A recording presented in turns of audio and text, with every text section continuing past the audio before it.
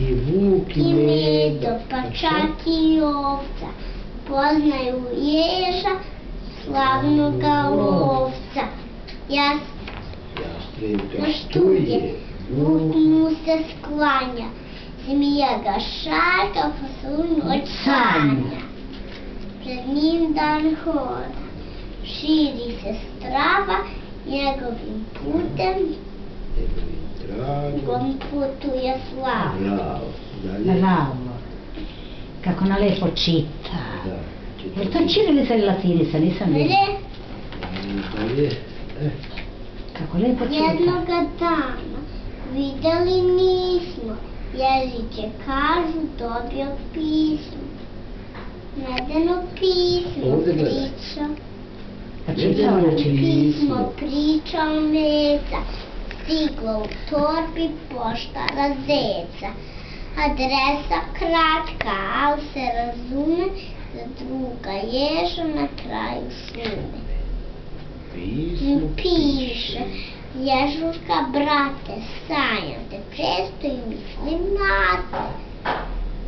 Evo ti piše, miška menjara, guškinim perom divno lišara. Dođi Na ručak u moju logu, požuri, samo ne žali nogu. Ovdje gledaj, kad Sa čitaš. punim loncem i masnim brkom, čekat ću te požuri trko.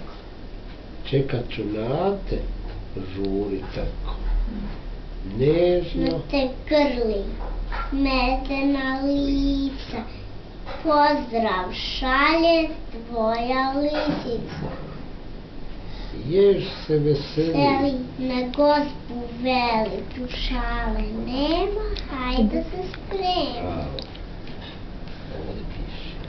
Ježurka ježić, lukavo Kao škilji pregleda bolje i svaku šilji.